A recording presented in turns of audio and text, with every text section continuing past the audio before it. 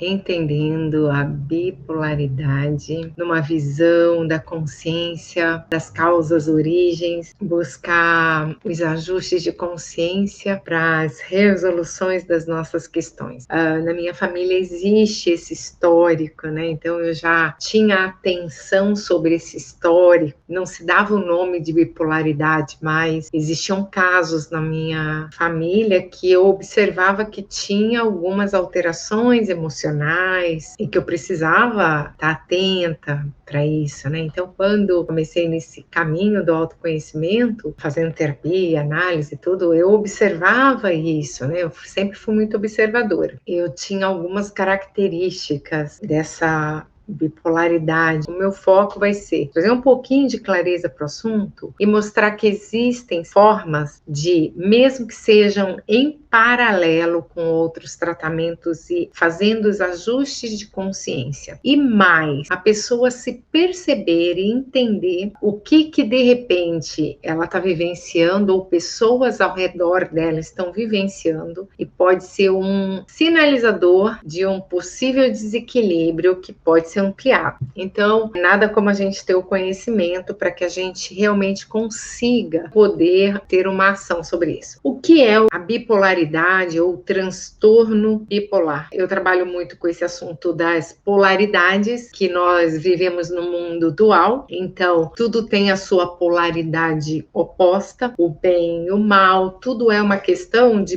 percepção, de associação, né? Como eu vejo uma determinada situação, para mim ela pode ser boa e para uma outra pessoa ela pode ser ruim. Então, por isso que não existe por que julgar, porque o julgamento é dar um parecer e colocar uma etiqueta, isso é bom, isso é mal. De repente, para uma pessoa naquele momento, aquilo é bom, e para outra pessoa aquilo é ruim. Então, trabalhando com esse tema das polaridades, que são os opostos, são os contrários. A bipolaridade, ela é um comportamento, é uma situação emocional que as pessoas passam, vivenciam, de humor, onde ela vivencia os extremos. Então, tem graus, esses extremos. Esse extremo é como se fosse, assim, um momento de profunda depressão, né, de apatia, tristeza, desânimo, falta de energia, falta de motivação, falta de esperança, perda de sentido da vida. A bipolaridade, a depressão é um pouco diferente, mas os sintomas são parecidos. Por que um pouco diferente? Porque no tempo que a pessoa está vivenciando essa depressão, essa perda de sentido da vida, daqui a um tempo, um período, ou por medicação, ou por algum gatilho mental, alguma situação, ela sai dessa situação e ela vai para a euforia. O que é essa euforia? A pessoa tem um nível de energia mental altíssimo, um nível de energia física elevado, então ela se conecta com muitas coisas, ela perde o foco, ela perde a concentração. Então é assim, pensa vários pensamentos e quando a gente tem uma aceleração mental, o que acontece? E uma sensibilidade, porque também tem uma característica, né, das pessoas serem sensíveis. Então, quando a pessoa tem uma certa sensibilidade e uma agitação mental, ela pode estar se conectando com pensamentos que nem são dela, tá? Então, ela está pensando determinada coisa e daqui a pouco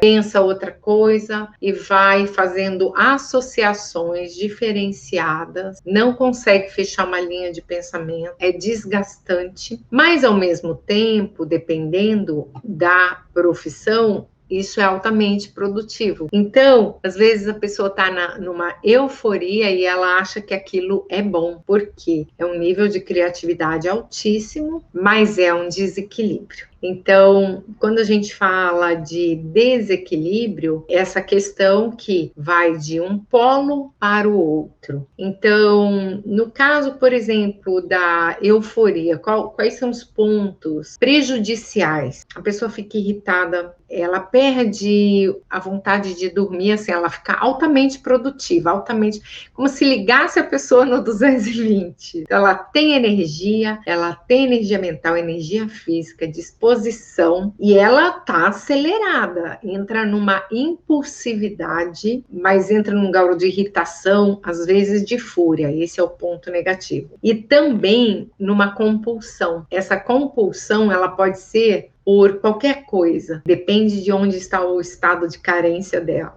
né? Então, a compulsão pode ser por doce, pode ser por comida, por sexo, por bebida, por compras. Então, esse estado de euforia, ela tira a pessoa do estado normal de consciência. É meio que se ela desligasse a consciência e algo maior.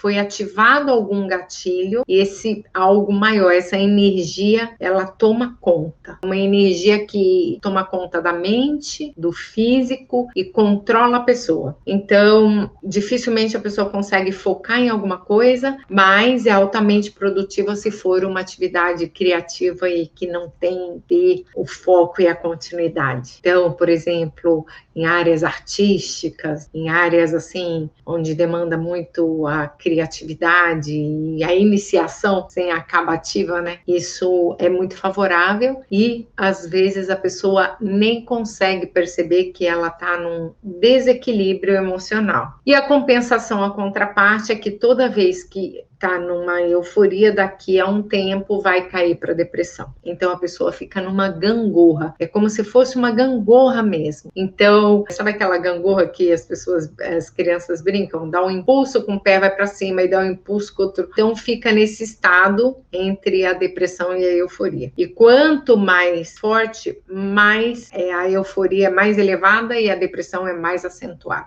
Voltando na depressão, a energia mental é baixa, é tudo ao contrário. Tem uma fadiga, falta de iniciativa, não tem como a pessoa ter uma iniciativa, ela não consegue fazer as coisas. Tem uma grande indiferença até com comida ou com amigos, ou às vezes até pode comer a mais, mas sem o prazer. Então, é caracterizada a depressão pela perda do prazer de viver, a desesperança total associada com culpa. E aí, nessa perda do prazer de viver, acontecem as tentativas de tirar a própria vida, ou inconscientemente tirar a vida através de um acidente, de uma coisa mais séria, que é quando a pessoa não tem a coragem de ir para as acabativas, mas inconscientemente ela produz uma situação para que se dê fim a tudo. Então, é assim, nesse momento a pessoa só vê a única saída do fim do túnel é a morte. É uma situação total de falta de luz, falta de opção, falta de percepção de solução. A pessoa não vê. Olhando pessoas que têm esse tipo de situação, vivenciam isso, geralmente elas têm um QI elevado, elas são altamente inteligentes, produtivas, são até às vezes muito admiradas pelas pessoas, porque na fase de euforia é extremamente produtiva. Pode-se dizer até que é um workaholic, trabalha, produz tal, mas está num desequilíbrio. Tem alta sensibilidade, por essa alta sensibilidade, ela se conecta e se associa a muitas coisas. Nessa fase de euforia, inclusive, se envolve com muitas atividades, então está sempre muito ocupado. O grande ponto dessa situação da bipolaridade é que as pessoas não conseguem diagnosticar muito fácil isso, porque ela se confunde exatamente com a depressão, e ela também se confunde com alta produtividade. As pessoas às vezes só vão procurar ajuda quando realmente elas se deparam com aquela situação de que elas estão pensando que a morte é a única saída. Ela cai em si que tem algo errado com ela. Alguns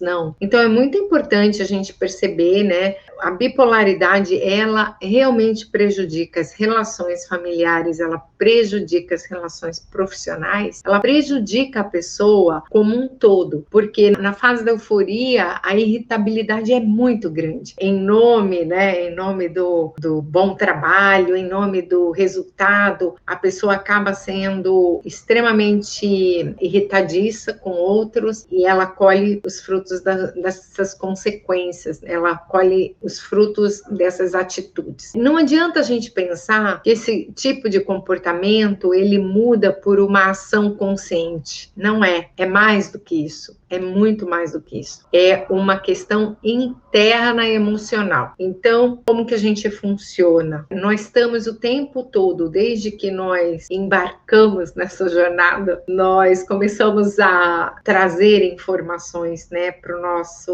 nossa mente, para nossa memória, nosso hardware, né? Nós começamos a trazer informações e nós registramos as informações junto com as emoções, captamos sensações. Quando temos impressões muito fortes, negativas, que para a pessoa foram negativas, por exemplo, escassez, pobreza, ou uma situação muito forte de, vamos supor, um acidente, ou viu alguma coisa muito grave, a pessoa, ela ficou presa ali naquela emoção. Então, e em alguns momentos, as pessoas não resolvem essas questões. E às vezes, por exemplo, vou dar um exemplo aqui, tá? Uma pessoa que vivenciou escassez ou pobreza, aí ela começa, de repente, a ter uma vida mais próspera, ter uma vida melhor, mas ela se sente culpada porque as pessoas do convívio dela, de repente, não tiveram a mesma oportunidade, então ela carrega ali um pouco de culpa, ou de repente aconteceu algum incidente, né, na família, a pessoa se sente culpada. Essa apatia característica da depressão, ela está ligada a essa coisa do desespero, da pobreza, da falta de esperança. Então, tem um registro ali que por alguma situação que acontece na vida da pessoa, ela aciona aquela recordação, aquele momento e vivencia ele em mais intensidade. E aí a pessoa começa a alimentar aqueles pensamentos, continua criando aquela realidade, criando culpa, sofrimento. Então a pessoa vai se deprimindo,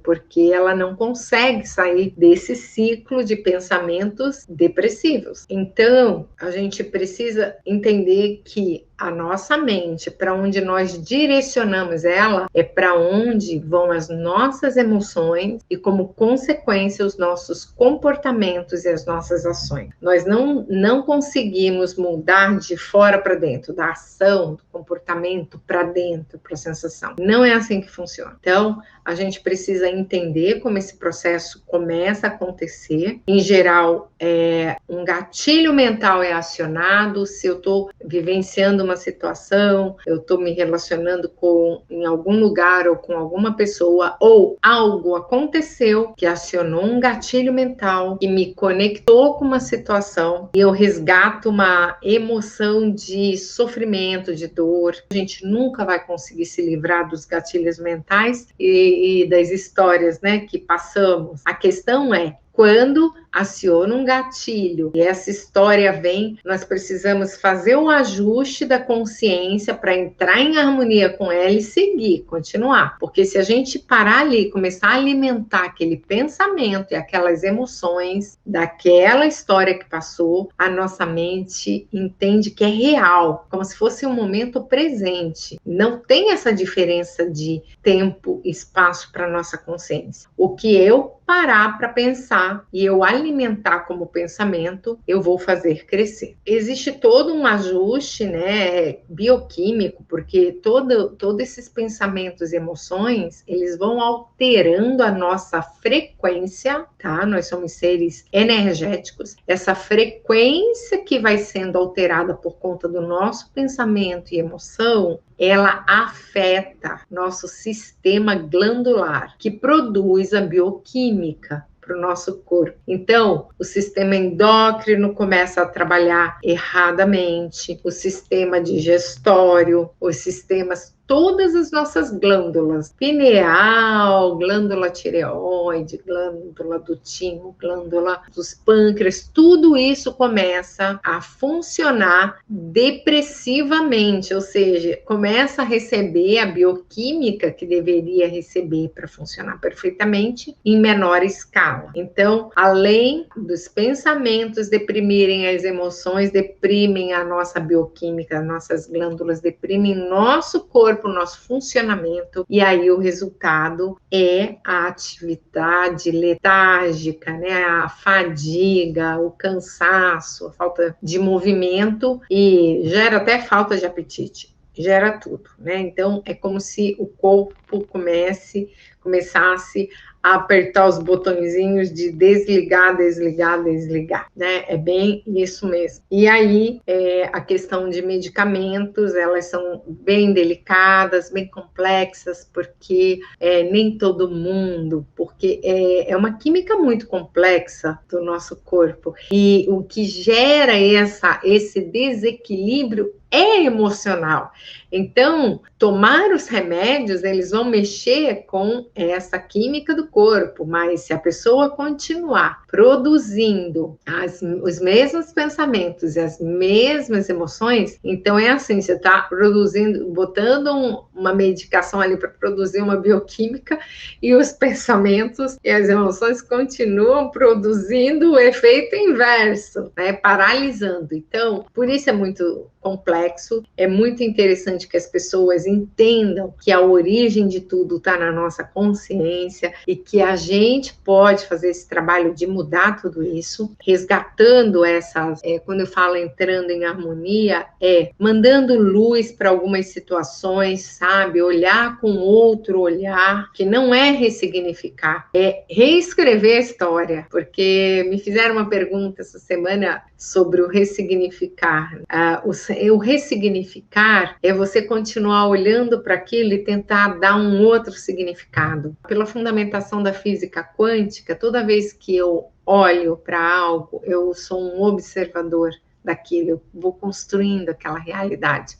Então, quando tem algo que me prendeu, eu preciso olhar para aquilo, me desprender. Vou fazer uma prática aqui hoje de uma meditação levando luz para que a gente resgate essa conexão negativa, mande luz para aquilo, para desprender daquilo e criar um olhar para outra coisa positiva. Então eu vou fazer um exemplo aqui hoje de uma situação que realmente traz muita culpa, apatia e sofrimento. Vou dar um exemplo e a gente trabalha com esse exemplo. Essas frequências de culpa, de apatia, são frequências baixíssimas, né? Pela escala de David Hawkins, que é a escala da consciência das emoções, frequência em torno de 30, 50, 75. Então a pessoa está numa frequência muito baixa, ela está ali lutando, aí de repente quando ela começa a se resgatar daquele estado, ela consegue elevar, mas aí ela vai para a ira, ela vai para o desejo, para a compulsão em desequilíbrio. Qual que é o grande caminho, né, gente? É a gente perceber que a gente precisa estar em equilíbrio com todas as coisas. Então, quando a gente está, né, hoje a gente vê muita gente e toda essa situação fez as pessoas pararem um pouco, né, respirar, perceber que o mundo não é só correr, correr, correr, né? Porque a gente perde até um pouco a noção, né? A gente se ocupa tanto. Então, o nível de euforia, a gente estava numa sociedade extremamente eufórica. Pensa, muita gente vibrando na euforia. E isso gerava, né, nas pessoas uma frequência de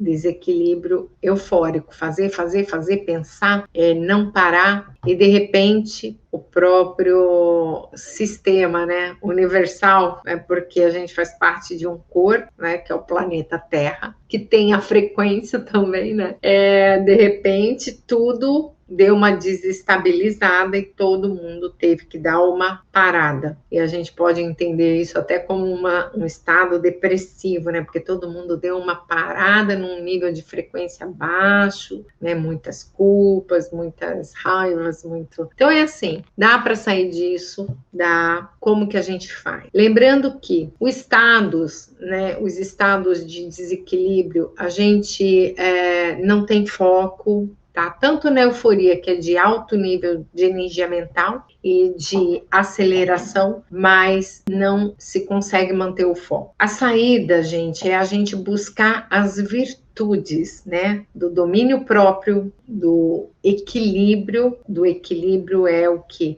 observar quando a gente está se cobrando demais, fazendo demais, tentar baixar um pouco o ritmo para que a gente não entre naquela polaridade para depois cair para uma outra. Então, assim, a busca do equilíbrio já mostrou os grandes mestres, né? Que é o caminho do meio, é manter a harmonia. A harmonia quer dizer equilíbrio, eu olhar e me respeitar, né, me respeitar. Se tem uma característica da euforia também, a questão do sono. A pessoa muito eufórica, ela perde a vontade de dormir. Então, isso é um sinalizador, ela dorme pouco. Aí a gente olha o seguinte, eu tô ganhando tempo, né? Tô ganhando tempo, consigo fazer um monte de coisa. Então, isso vai ter um preço. Então, é muito importante que a gente olhe para esses sinais, para compulsão. Nossa, tô comendo demais numa compulsão. O que acontece? Isso é um sinalizador de desequilíbrio, porque a euforia e a depressão, ou seja, a bipolaridade, ela acontece em graus extremos, mas ela acontece também em graus menores, né? A pessoa fica oscilando entre euforia e depressão em graus, em escala menor, que é um desequilíbrio também. E para aumentar essa escala, é simples, é só aumentar a quantidade de energia em desequilíbrio. E considerando que pessoas sensíveis captam muito do meio, as pessoas mais sensíveis, que é uma característica, né, das pessoas na bipolaridade. Então, é muito importante, primeiro, estar atento, se observar. Segundo, buscar ter atividades, foco, organizar a escala de vida, buscando ter um nível de realização, um foco, um caminho planejado para não se dispersar muito, porque é uma característica da mente eufórica, dispersa, conecta com isso, conecta com aquilo. Então, é um exercício de domínio próprio, treinar o foco. Então, hoje eu decidi fazer isso, beleza, apareceu isso que me interessa, isso também me interessa, mas eu vou fazer esta atividade. É um exercício, é um treino, porque a mente dispersa, ela precisa receber como um guia, que nem um cavalo potente que não está domado, né? Ele tem uma potência incrível. Vai tentar andar num cavalo que não está domado. Não dá. Então, direcionar, focar, direcionar com foco, dirigir a mente para ações e realizações, conclusões. Também dirigir a mente para os pensamentos, né? O pensamento que eu vou pensar. Escolher os pensamentos que vai pensar. Eu escolho como eu defino meus pensamentos, né? Então, eu estou direcionando. Então, quando eu me disperso um pouco ou alguma coisa muda um pouquinho meu estado, eu volto para um estado concentrado no que eu defini hoje pela manhã, que eu ia concentrar minha mente. Então, a gente pode concentrar a mente numa frase positiva. Se a pessoa tem uma dificuldade de realizar as atividades, constrói uma frase. Eu realizo com facilidade. Defina seu dia. Hoje eu vou estar mais equilibrado. Defina o dia. Busque se observar, ajustando esse equilíbrio. Às vezes a pessoa carrega uma culpa por padrões, e essa culpa, quando qualquer coisa que lembre a situação da qual foi vivenciada e se relembra essa culpa, essa situação de depressão pode acontecer e depois a compensação na euforia. Essa frustração, essa culpa leva à busca pelo prazer. Então, frustração por não vivenciar alguma coisa ou pela escassez de alguma coisa. Às vezes a pessoa na compulsão por comida já viveu escassez até de alimento. Então, na vivência da depressão, ela está em contato ali com a escassez e aí depois ela vai para a polaridade de vivenciar aquilo com o total impulsividade e compulsão para realizar aquilo que era uma frustração, que está tudo associado com informações, emoções que geram frequências. E outra coisa também, às vezes todo esse quadro, ele pode ser potencializado pelo ambiente. Como que é isso? Se a pessoa já tem essa informação nela, de alguma forma, um registro, e ela vivencia num ambiente em desequilíbrio, onde pode existir esse desequilíbrio alto, né, de realizações, de frustrações, ela vai entrar em ressonância com isso vai potencializar nela, pode ativar nela aquilo que estava adormecido, que existe lá uma desarmonia, mas que não estava ativada. Então, entrando num ambiente que promove que existe essas polaridades, isso se ativa na pessoa. Quando a gente fala de bipolaridade, a gente está falando aqui mais na questão emocional, ansiedade e depressão. Mas a bipolaridade, ela se aplica a tudo, né? Então, por exemplo, a pessoa que está lá numa situação financeira super boa, né? Mas ela tinha uma situação de escassez, e aí ela tinha um problema financeiro e tal, e aí de repente ela batalha e consegue chegar numa situação financeira legal. E aí daqui a pouco ela tá lá super bem, e daqui a pouco ela cai de novo numa situação financeira que não é tão legal. Então ela vivencia essa bipolaridade financeira. Isso pode acontecer na economia, isso acontece em todas as áreas, porque a gente vive em polaridade. Só que usado esse termo de bipolaridade para uma patologia emocional que não se conseguiu denominar e chamou bipolaridade, que está entre a ansiedade e a depressão, a euforia e a depressão. Mas a gente pode viver esta bipolaridade em qualquer área da nossa vida e a gente precisa ajustar, equilibrar. Pode ser nos relacionamentos, na área financeira, na área